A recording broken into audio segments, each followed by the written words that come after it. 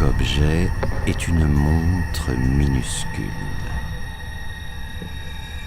La graine d'une fraise signale le passage d'une journée comme le ferait une tour. Dans une miette de pain, l'unité, au bout de sa course de minuit à minuit, se détend comme une montre soigneusement remontée.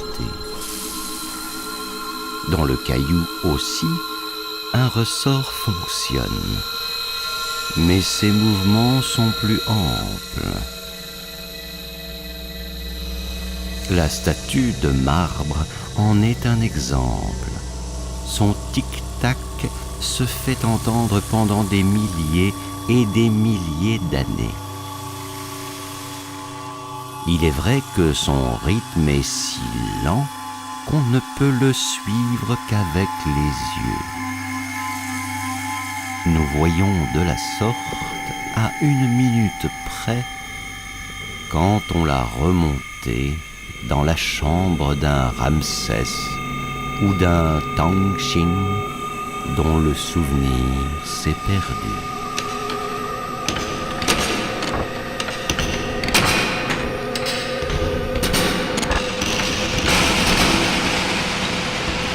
Le temps n'a donc pas d'appartement. Il s'installe dans les objets.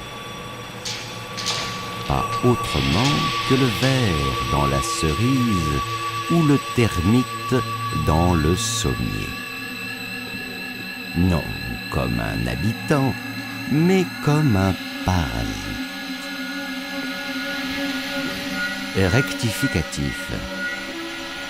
Le temps n'existe pas et n'a jamais existé en lui-même. Donc, il n'existera jamais. Le temps, c'est la maladie des objets. Et les objets nous ont contaminés, nous et les vivants. Chaque contagion atteint avec le plus de virulence les nouveaux malades. Pouvons-nous espérer qu'un jour, nous résisterons mieux à la contagion ? Il y a une différence entre les vivants et les inanimés. Chacun se défend avec ses propres moyens contre le maléfice.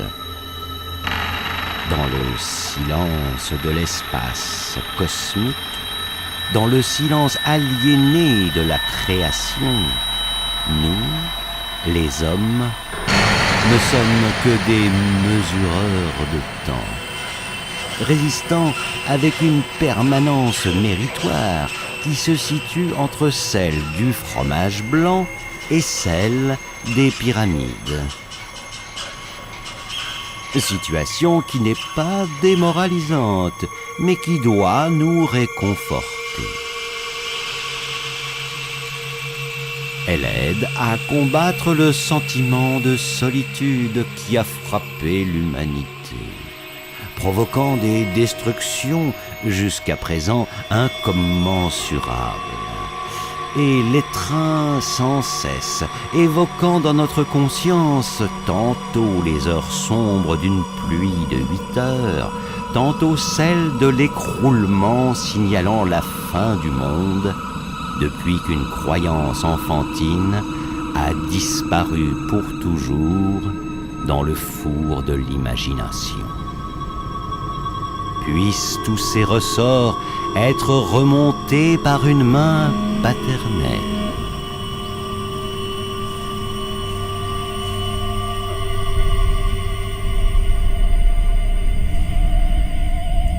Nous n'avons pas de père, mais beaucoup de frères, dont le destin est pareil au nôtre.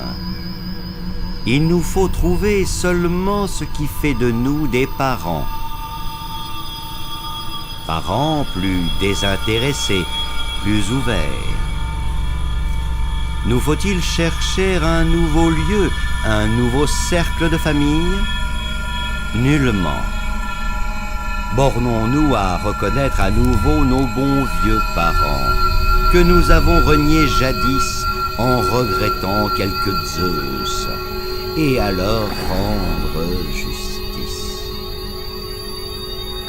Encore qu'ils forment une meilleure compagnie dans ce néant froid qu'est le temps, et qu'est, nous le voyons enfin, tout de même notre plus réelle patrie, la plus commune, dans laquelle nous comptons plus de guides, de conseillers que nous ne l'avons cru autrefois dans l'orgueil de cette antique croyance.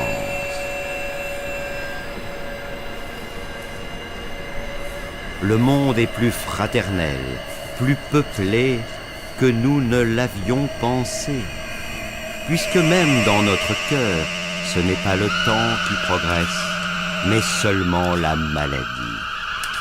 Et c'est la mort qui fait tic-tac.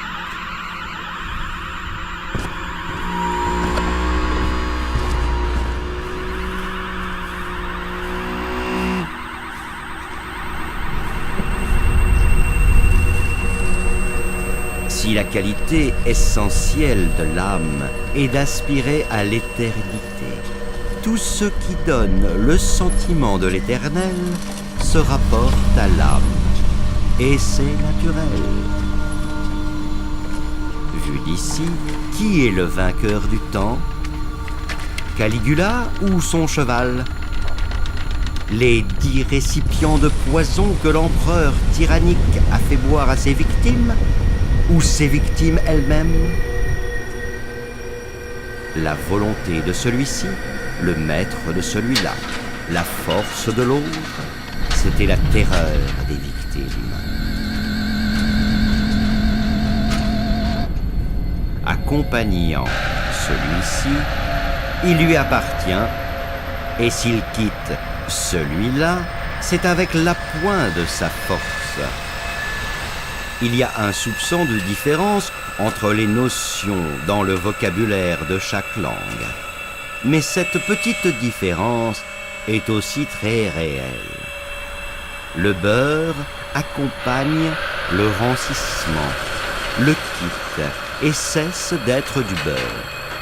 La poésie, dès qu'elle devient solennelle, l'amour, dès qu'il se réalise et est reconnu, disparaissent tous les deux.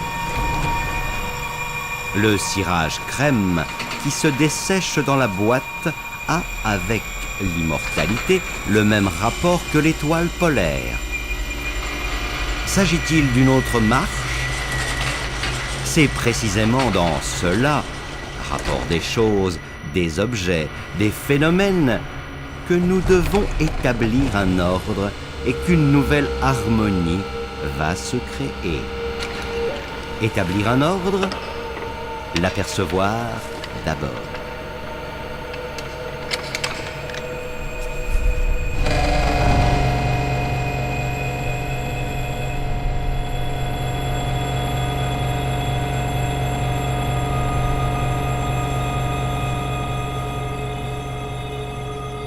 En 10 phrases, nous présentons au lecteur la théorie évaluée au moins à 10 000 ouvrages philosophiques. C'est la théorie la plus rationnelle à cette heure pour prouver qu'il y a un ordre, que l'immortalité existe, que notre horloge est remontée par un dessein personnel. La thèse est de saint Thomas. Selon cette thèse, tout changement qui se produit dans un objet est le résultat d'une influence intérieure. Chaque influence suppose, cela va de soi, une influence antérieure. La série de ces influences nous fait supposer qu'il existe un changement déterminant qui est la cause de tous les changements, de telle sorte que le changement initial ne se modifie pas. Il ne peut donc constituer la première maille d'une chaîne. Quelques points de départ temporels, parce que, dans ce cas, il serait pareil aux autres changements. Il doit exercer son influence à partir d'un autre genre d'action extérieure. En dehors de l'ordre d'existence finale, seule une force changeante non finale, agissant sans se modifier, donc créatrice, peut fonctionner avec un tel résultat. En passant par le morceau de crème glacée, sur la douce courbure duquel nos yeux se sont arrêtés pendant 1 minute, avant de l'avaler, le regard peut bondir jusqu'au trône du Créateur.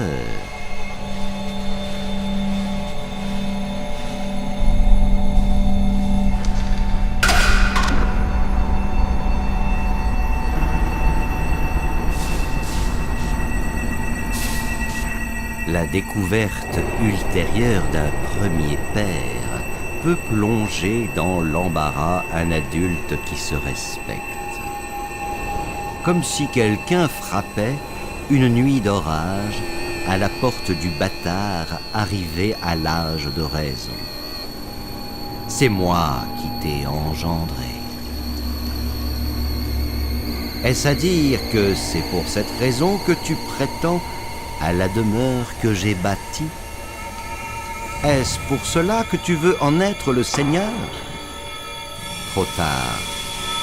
D'où que je sois tombé, je suis le maître de ce lieu.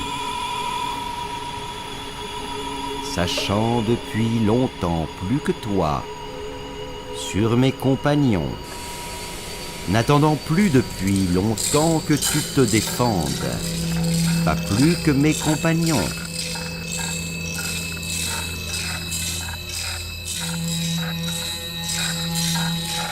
Occuper une place convenable parmi les objets n'est pas descendre les marches d'un escalier, se diminuer.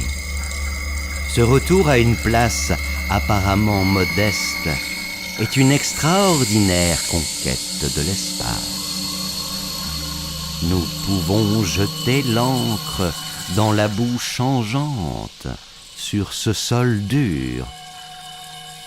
La suite à la prochaine fois.